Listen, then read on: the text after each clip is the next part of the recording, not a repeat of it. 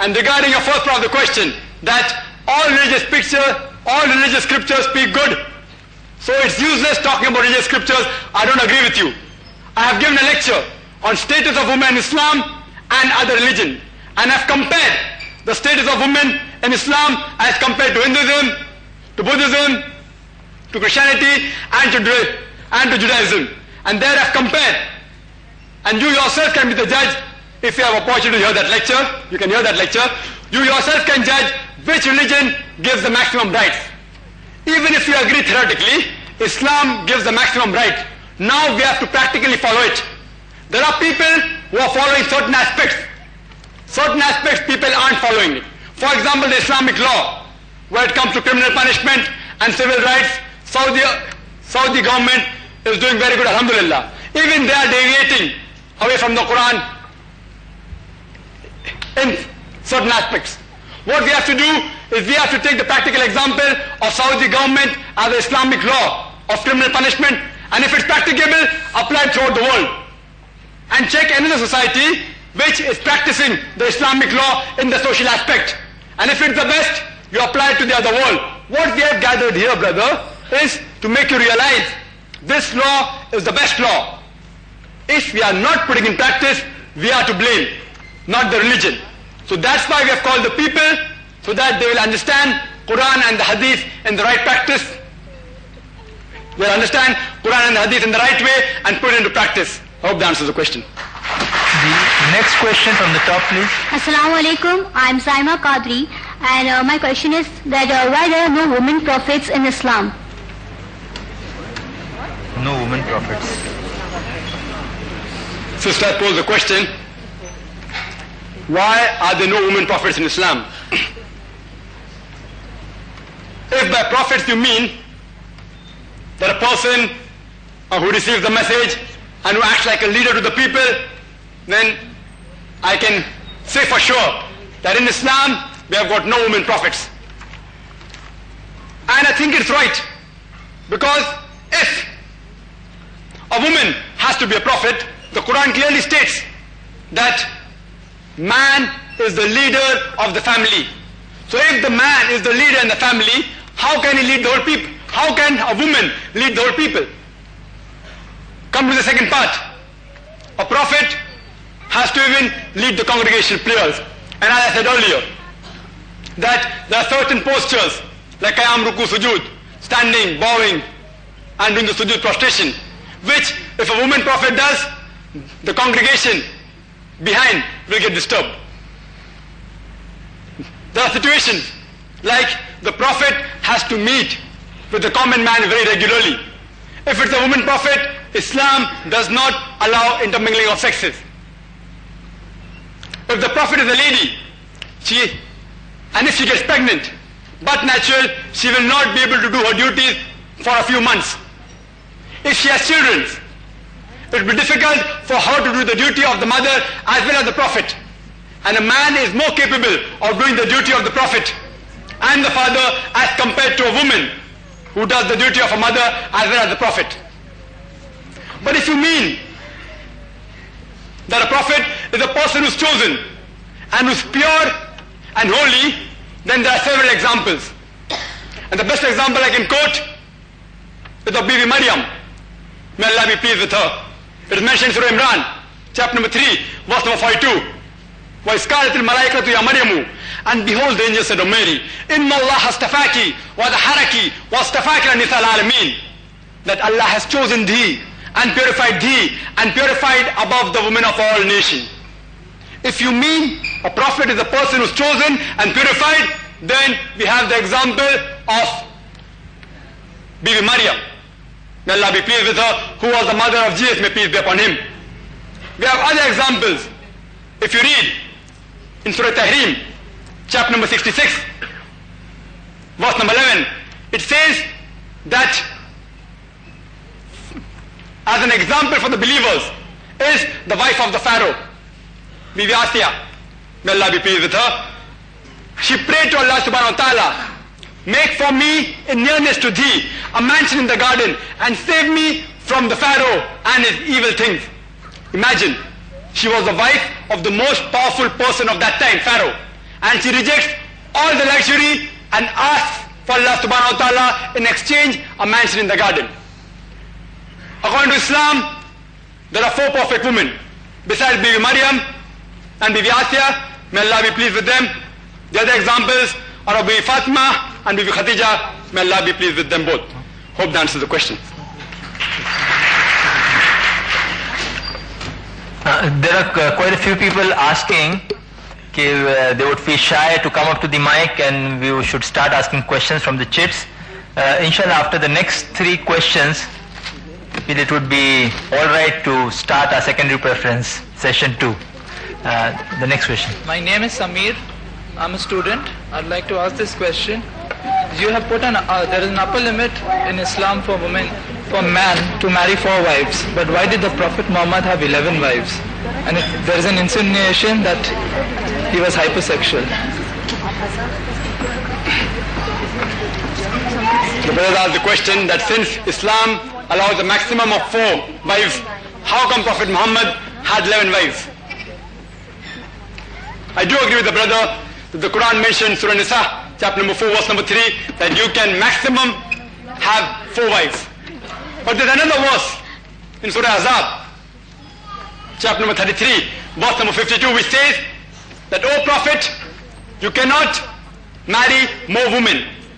Neither can you exchange any other woman for the present one, even if the beauty attracts you, except what your right hand possesses. This verse of the Quran, Surah Azab, chapter number 33, verse number 52, gives the permission to the Prophet to keep all his wives, but at the same time cannot marry any other woman except which your right hand possesses. If you analyze why Prophet Muhammad was not allowed to marry more wives, and besides that he could not neither divorce them, because there's one more verse in the Quran which says that as for the wives of the Prophet, whether they're divorced or whether they become widow, no person can marry them, because they're Ummul Mu'mineen, they are the mother of the believers. So since no one could marry the wives of the Prophet, but natural, the Prophet could not divorce them also. And if you analyze that all the 11 marriages which the Prophet did, all were either for social reform, were for political reasons, were not to please his sex. The first marriage that he did was with Bibi Khadija, may Allah be pleased with her. She was at the age of 40 when he was only 25, and she was a widow twice. Imagine, if he married for sex, why would he marry a woman who was 15 years elder to him and who was a widow twice? And if you analyze, till the time Bibi Khadija, may Allah be pleased with her, till the time she was alive, Prophet Muhammad did not take any other wives. When he was the age of 50, Bibi Khadija, may Allah be pleased with her, she expired. Only between the age of 53 to 56 did Prophet take all the other wives. Imagine, if the Prophet was hypersexual, he would have married at a young age. Science tells us the older the man gets, the less sexual he gets. It's an insinuation on the Prophet. Only 2 of his marriages were normal. That with Bibi Khadija and that with Bibi Aisha. May Allah be pleased with them both. All the other marriages were due to circumstances, either of a social reform or a political gain. If you analyze all, only 2 wives were below the age of 36. All the other wives were between the age of 36 and 50. You can give instances. Each marriage had some reason. For example, Bibi Jawariya, who was from the Banu Mustalik tribe, which was a very powerful tribe and which was at loggerheads with Islam. After a certain time, they were suppressed by the Islamic army. And later on, the Prophet married her. And after he married her, the companion said, how can we keep as captives the relatives of the Prophet? And they freed those people. And after that, both these tribes became friendly. There are examples when he married Bibi Maimunah, may Allah be pleased with her, who was the sister of the wife of the chief of the tribe of Najd, which killed 70 Muslim men of the Islamic deputation. After Muhammad, may peace be upon him, when he married her, they accepted Medina as the leadership and they accepted Prophet as the leader. All the marriages which he did had some political reason or social reform. He married Habiba, who was the daughter of the chief of Mecca, Abu Sufyan. But naturally, this marriage played a great importance in the conquest of Mecca. Other example, like Bibi Safiya, may Allah be pleased with her, she was the daughter of a powerful Jewish leader. After this, the Jewish became very friendly with the Muslims. If you see, all the marriages had some social reform. He married the daughter of Hazrat Umar, Hafsa, may Allah be pleased with her, to get closer relationship between the companions. As a social reform, he married a lady who was divorced, the first cousin Zainab. After she was divorced, he married her. All the marriages have some political reason or social reform. So all his marriages were based to improve the community and to better relationship. It was not for sex. Hope that answers the question. The next question, please. I am Hasina for Awaz-e-Niswa and law students. I am asking you two questions, Mr. Zakir Naik. Okay. In what ways is the practice of polygamy determinantal beneficial to women? Sister has asked a question, in what way is polygamy beneficial to the woman? Correct? Yes. Yes. And another question, why do you think, why do you think women enter into polygamous marriages? First she asked that why is polygamy beneficial to the woman, is why if a man marries more than one husband, how is it benefiting the woman? It's helping her to keep herself modest. Because if every man married one woman, there will be millions of women in the world who will not find husband. And the only option for them is to become public property. So polygyny is allowed in Islam to protect the modesty of the female, to prevent them from becoming public properties. Hope that answers the question. Next question from the brother on the left. My name is Muhammad Ashraf. My question is adoption allowed in Islam? Brother asked the question, is adoption allowed in Islam? If by adoption you mean that you take a young child, a poor child, and giving lodging, boarding, clothing, bring him to a house, Islam has always stressed in the Quran that you should help the poor people, help the needy people. You can even get a child to your house and give him your fatherly love. What Islam objects to is, you cannot legally adopt. You cannot give your name to the child. Legal adoption is prohibited in Islam. Why? Because if a person adopts a child legally, there can be several complications. First is that the child, whether it's a girl or boy, it will lose its identity. Point number two, if suppose after you adopt a child, you may have your own children, no one can say that you will never have children throughout your life. If you have your own children, you will be biased towards your own child than the adopted child.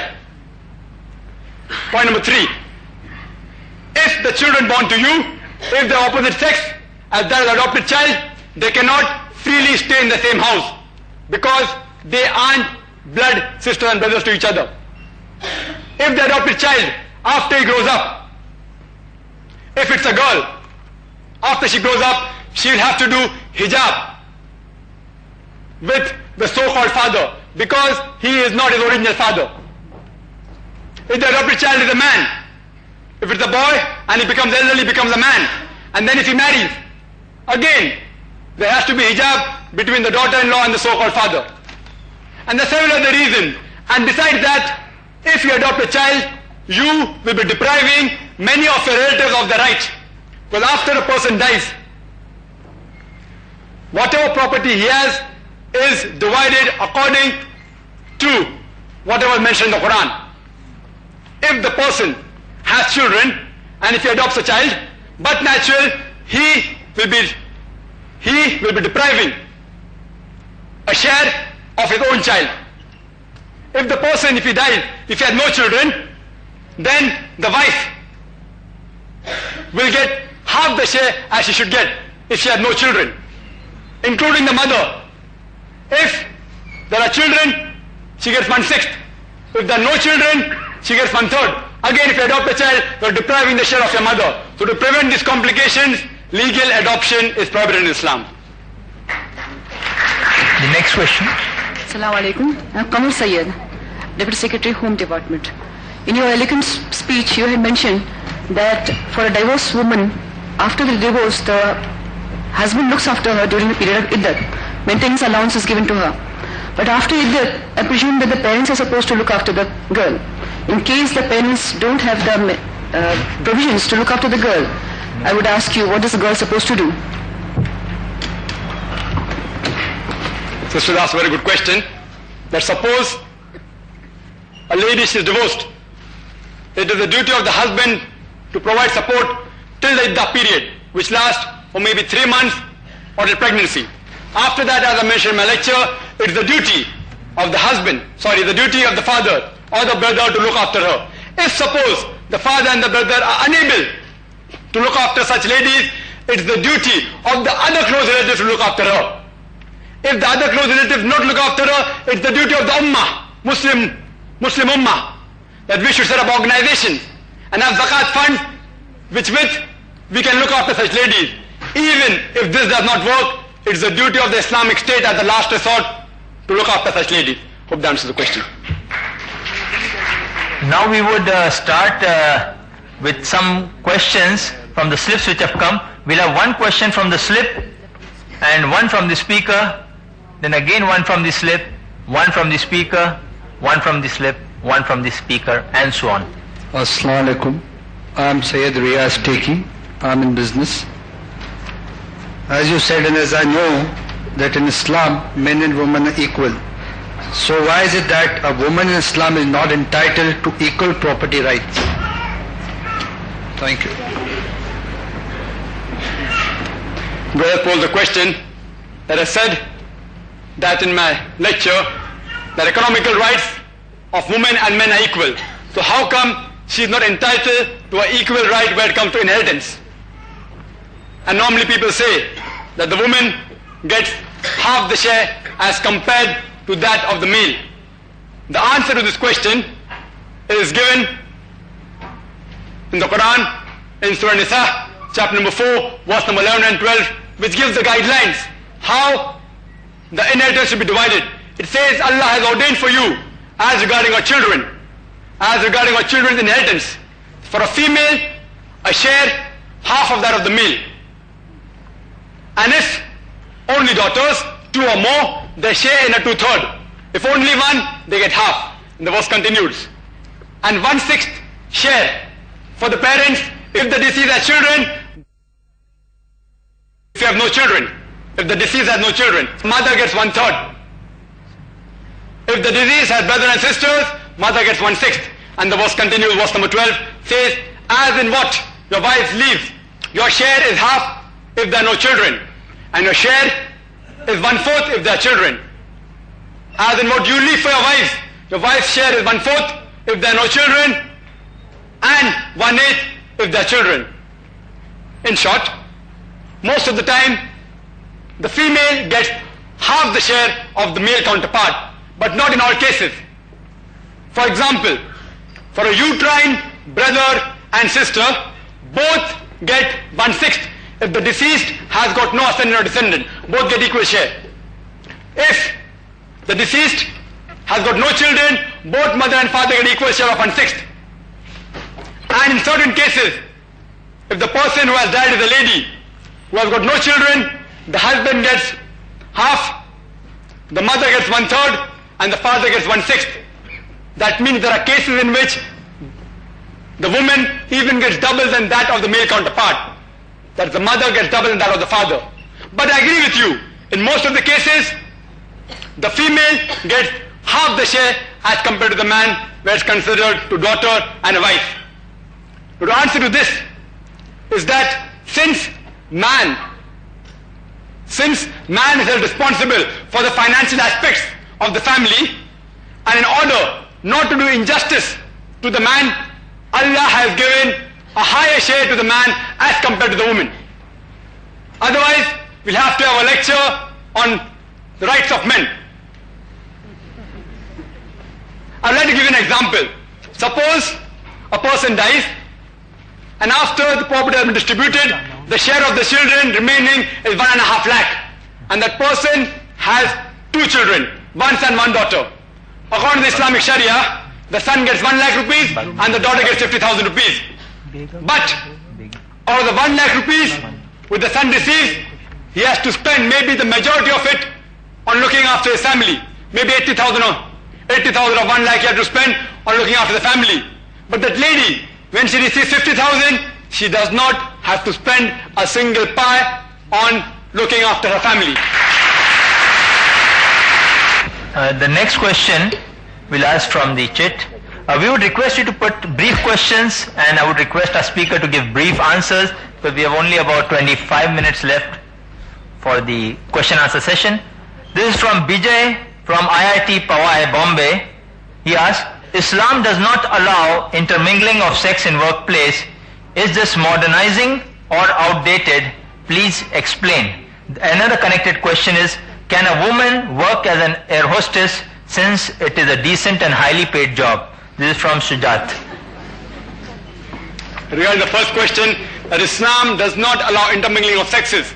Is this modernizing or outdated?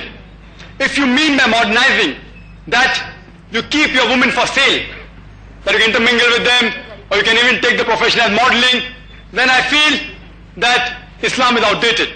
Because women, by the Western media, by the Western culture, they have said that they have given more rights to the women. They are raising the status of women. Actually, they're degrading it. According to statistics, it tells us that 50% of the women in America who go to universities and workplaces are raped. Do you know that? 50%. Why? Because most of the jobs in America involve intermingling of sexes. If you think that a lady should be raped, it's modernizing, then Islam is outdated. If you think not, then Islam is the most modernizing.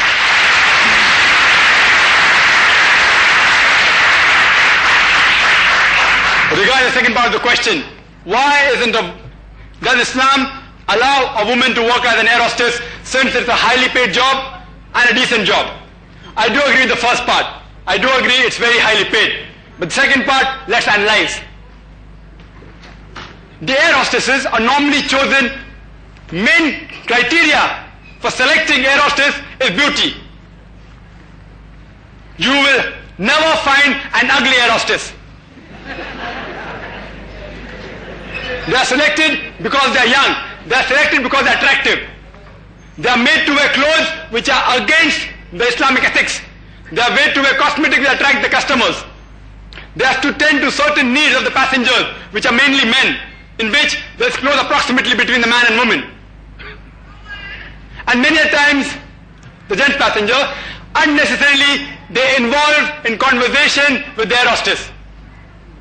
And even if the air hostess wants to give a fitting reply, she can't, because her job is at stake. Many a times, the passenger may say, "Madam, please tie my seat belt." The air hostess has no option, but she has to tie the seat belt. What's going to happen? There's going to be close proximity between the opposite sex. Many airlines also serve alcohol. Islam prohibits any man or woman to serve alcohol.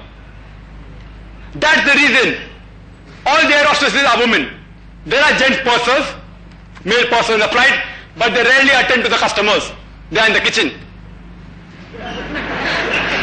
It's the opposite. In the plane, it's the opposite. In the plane, it's the opposite.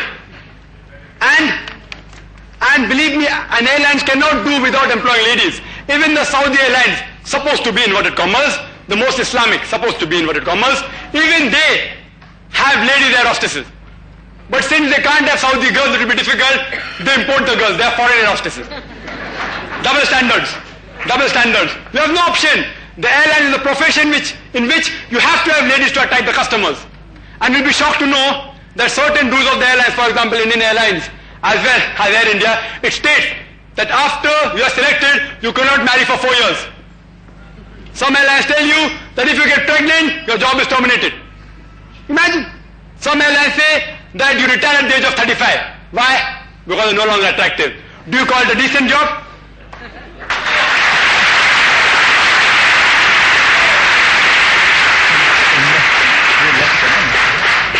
The next question, please. In the name of Allah, most gracious, merciful and bountiful, Assalamu alaikum. I am Pravin Alavia, a practicing lawyer and a researcher in world religions. My question to you, Dr. Naik, is, you mentioned the solitary illustration of a woman who told the body that she was forced into a marriage and her marriage was allowed to be invalidated. This incident took place years ago. I want the year, if possible, the body. Quran is the constitution of the rights of women and men. Is there a body? If so, name it, which also enforces the breakage and rights. Thank you. Sister has asked a very good question. She has asked that about the rights of the woman. It's very well laid out in the Quran and the Hadith. And if a woman is forced into marriage, the marriage can be invalidated. Is there any body today existing which can invalidate such marriages? There are many bodies, example in Iran as well as in Saudi Arabia. Unfortunately, the Indian government doesn't allow the Muslim community to have such courts, though they are the Muslim personal law, but all the rights are not given. If you request the Indian government to allow us to have such boards out here in India, then inshallah even in India we'll have such bodies. They have given only certain rights, not all the rights. The next question from the chat: is co-education allowed in Islam? This is from Rashid Sheikh. He's a student. Is co-education allowed in Islam? Brother asked the question, is co-education allowed in Islam? Meaning, can male and female study in the same school, college or universities? First, let's analyze whether male and female can study in the same school. There was a report which came last year in the World This Week, and it gave the survey of the schools, both unisex schools as well as co-ed schools in the UK. And the survey said that the overall result of a unisex schools was much better than a co-ed school. When interviews were taken of the teachers, they said the student in unisex schools concentrated more than the co-ed schools. When interviews of the students were taken, they preferred studying in co-ed schools than unisex schools. And you know the reason very well why. And that survey continued. It said that people in co-ed schools spend more time in becoming popular with the opposite sex. And besides lack of concentration, they gave very smart answers to the teachers. And they spend more time in dating than in gaining education in school. And the last point of that survey was the UK government was thinking of setting up more unisex schools in the country. According to the American report, it said that girls in school spend more time in picking up illicit sex techniques from their classmates than acquiring knowledge from the teachers. In India, the same thing is happening to a greater or lesser extent. Let's analyze the males and females together in the colleges and universities. All the points I mentioned for schools, they are magnified when it comes to colleges and universities. According to a report of Newsweek, which was published on 17th of March 1980, on page number 50 it said that the sexual assault of the women in the universities was given, and it said, I won't repeat the full history of that report because time is short, but the main point is that lecturers and professors, they forced the ladies into sexual harassment in exchange for a better grade. Same thing is happening in India, in Bombay. And after they're sexually harassed, but natural, the concentration to education goes low. You had incidents last year which made the headline of the paper, I forgot the name of the college, in which a girl student was raped in the broad daylight by 4 or 5 students. in the college premises. And out, according to a report which came day before yesterday in the Times of India on the 26th of August, it repeated the report of New York Times. It said that 25% of the ladies that go to schools and universities in America are raped. My basic question is, do you want to send your child to a school to get educated, or do you want to send your child to the school to pick up illicit techniques or be sexually harassed? If it is the first, I would advise you to put them in unisex schools, and there are several of them in the city. Hope that answers the question. I have an announcement to make. I would just like to inform you regarding this session. We have outside available for sale videotapes of Dr. Zakir Naik, which are available for sale at a discounted price of rupees 150 each. The topics covered are this cassette of the Bombay Union of Journalists debate on is religious fundamentalism a stumbling block in the freedom of expression, when he spoke along with Dr. Vyas and Father Pereira, a Jesuit expert. Then we have religion in the right perspective, given at a place in Nariman Point. We have Islam, the universal religion, at Mani Bhavan, organized by the Bombay Sarvodaya Mandal, and Al-Quran, should it be read with meaning, lecture given at the SNDT University Hall, Juhu. These are available for sale outside. We also have the Holy Quran, which is available on a hadiyah, a nominal hadiyah of rupees 150 each. This is the English Quran with the text and English translation by Abdullah Yusuf Ali, along with its commentary. We know that we have quite a lot of questions coming up. There's a lot of interest, enthusiasms, but at the same time, I have to be pragmatic. We have our time limitations. We have with us next 10 to 15 minutes in which we have to complete this session. I would request we'll allow one question from this end, the next on the top, third year, and I think because it's a women rights session, we'll end with the lady on the top. In between, it will be interspersed with brief questions from the chits that I've received.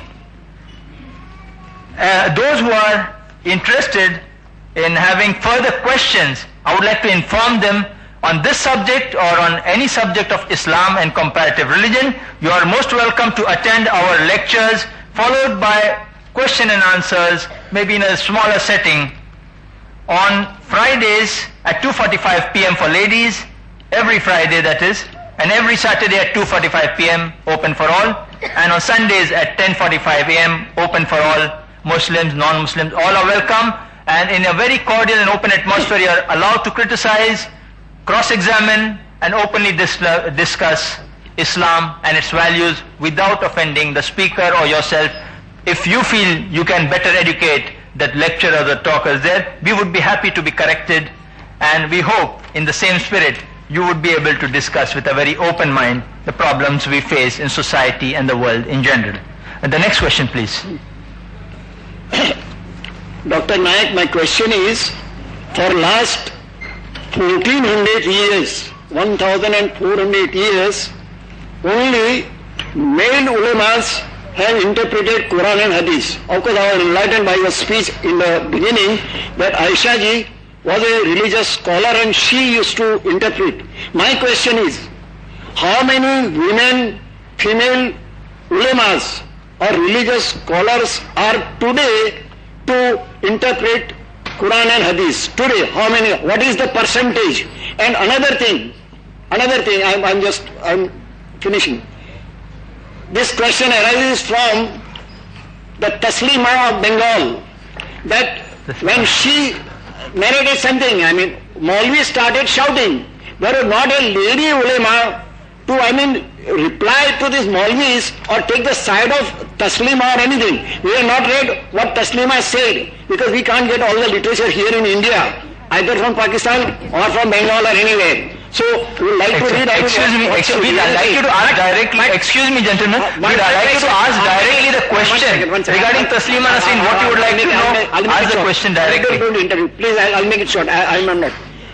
How many lady ulemas are there today to interpret Quran and Hadith, and what is their percentage in comparison to male? Thank you very much. Uncle has asked a question that he agrees that at the time of the Prophet, there were many ladies who not only interpreted the hadiths, they memorized. And Hazrat Aisha, may Allah be pleased with her, she herself has narrated on her authority itself only 2,210 hadiths are based only on her authority. The basic question is, how many ulamas, women do you have today? He wants to know the percentage. There are several lady ulamas, and there are many Muslim organizations in Bombay as well as in Darul Ulum, in Nadwa, etc. in several places, as I saw Manatis in Bombay, several Muslim organizations which produce lady ulama. Percentage I don't know, but there are hundreds. Why didn't any, regarding my second part of the question, why didn't any lady support the cause for Taslima Nasreen? The first question arises, should she be supported?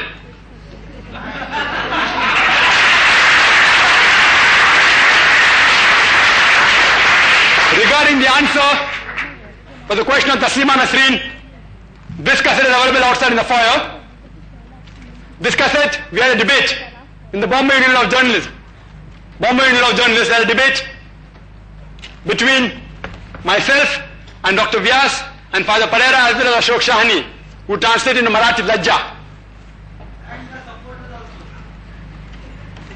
And many people objected, many people guided me that don't go to that debate, it will be a problem.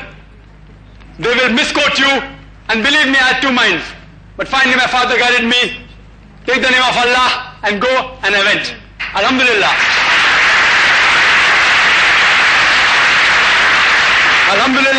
It was only because of Allah's support that the debate was successful.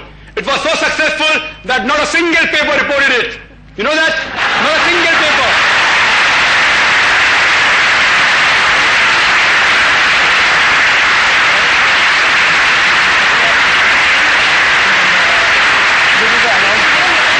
There was the Times of India.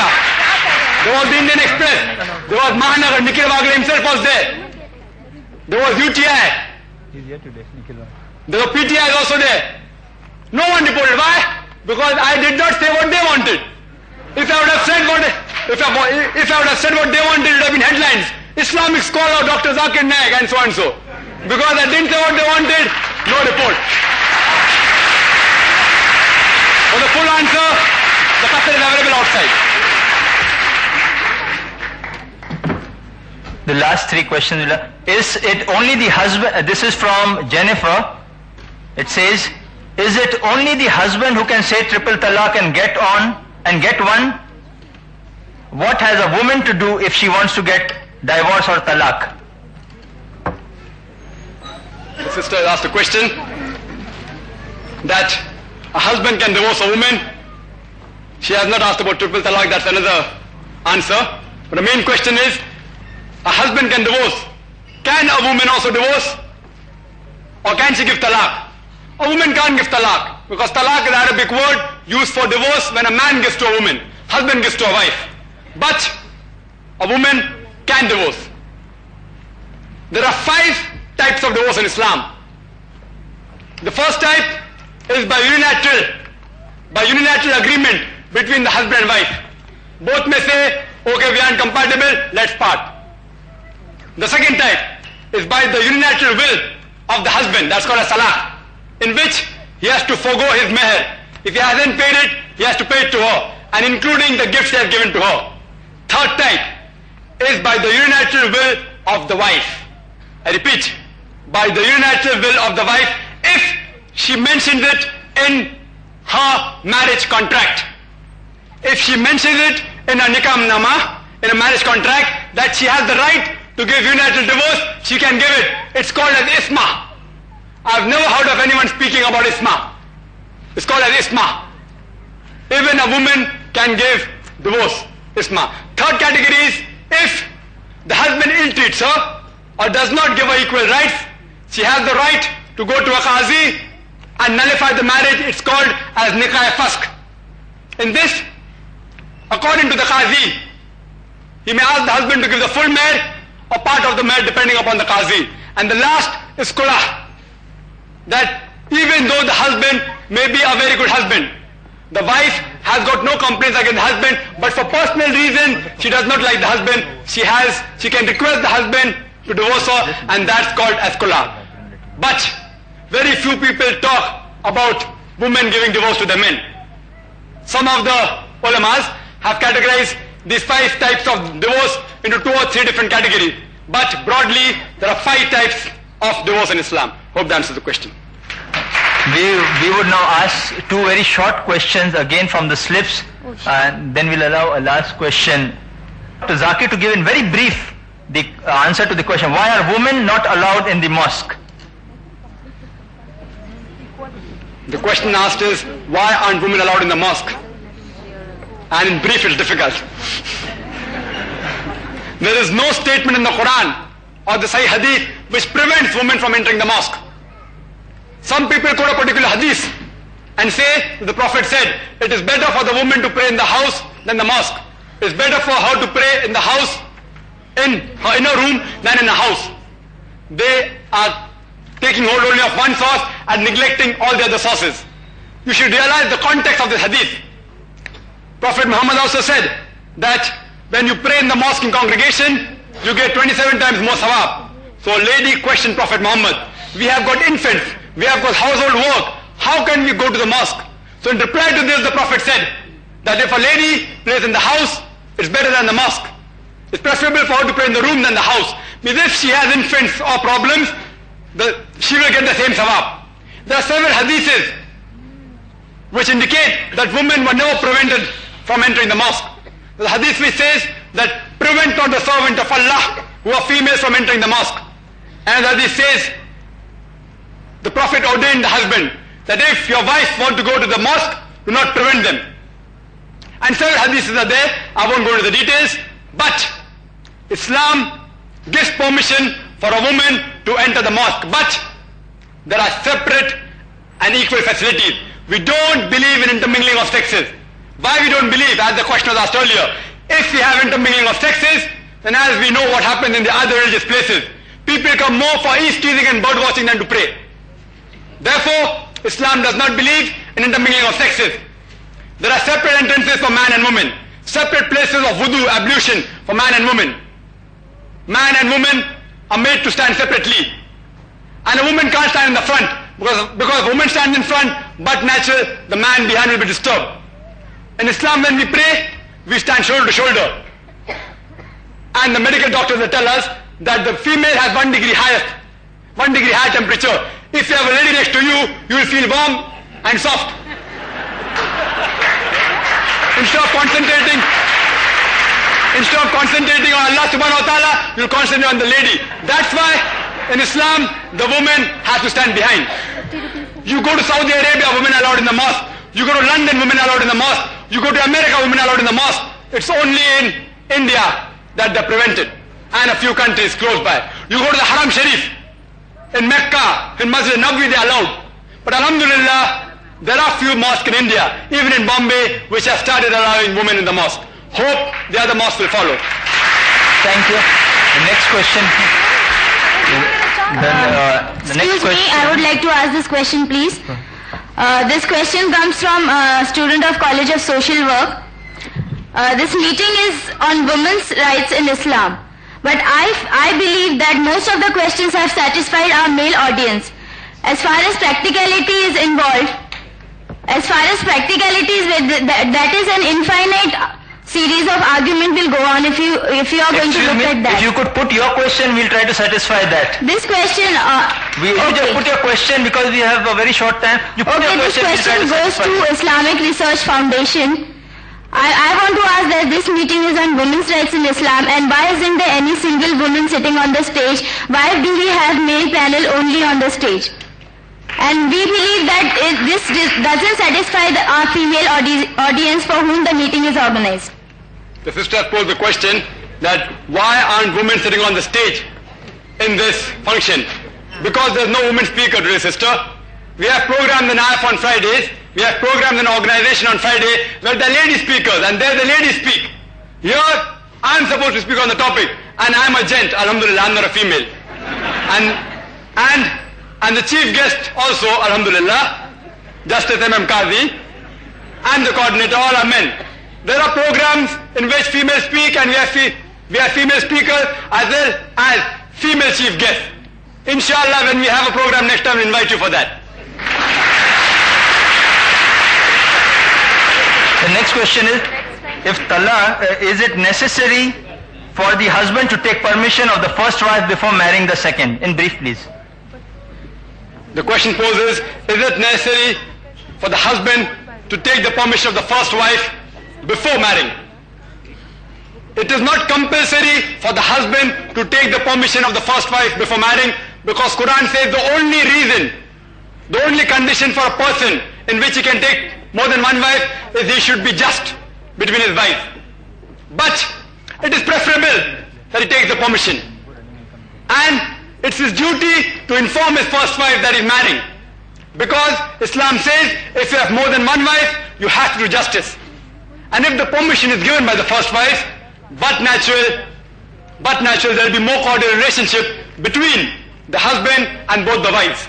But it is not compulsory, except in one condition. Except in one condition.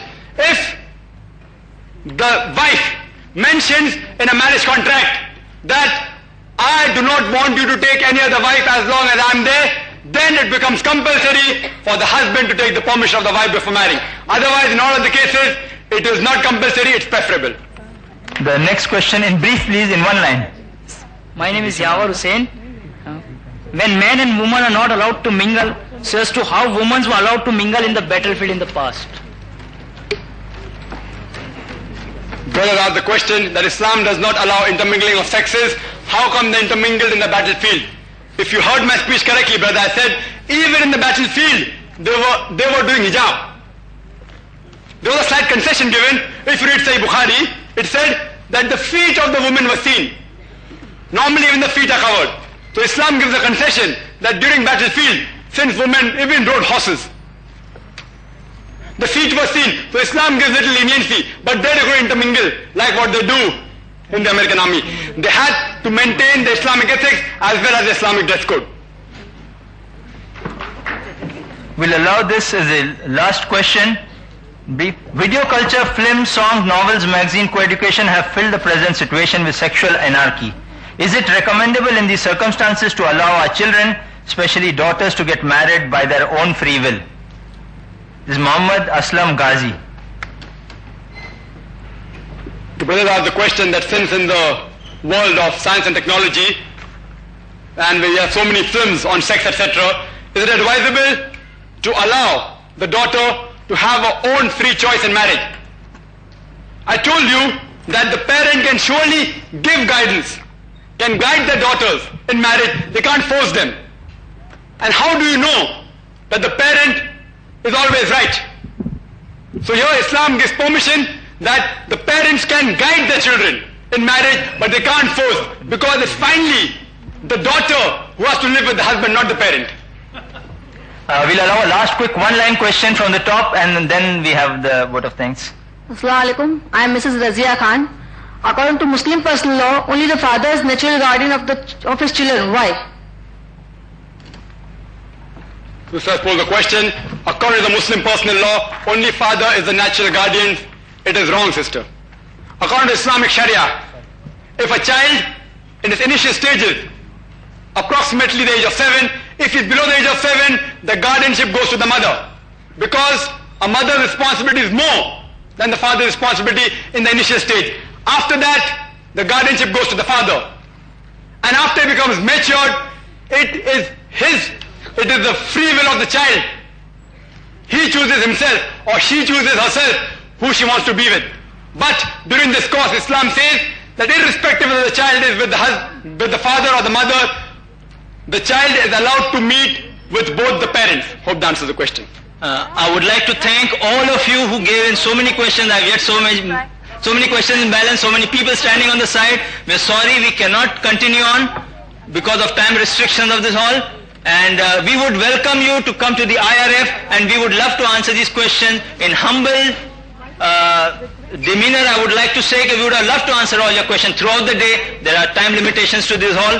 I thank you all. I especially thank Justice Qazi, an eminent jurist, to be present here to speak to and support our women rights program. I thank the hall management, the video team present here, and all of you present who have made this program so lively with your enthusiasm and interest. Thank you. Assalamu alaikum. Jazakallah khair.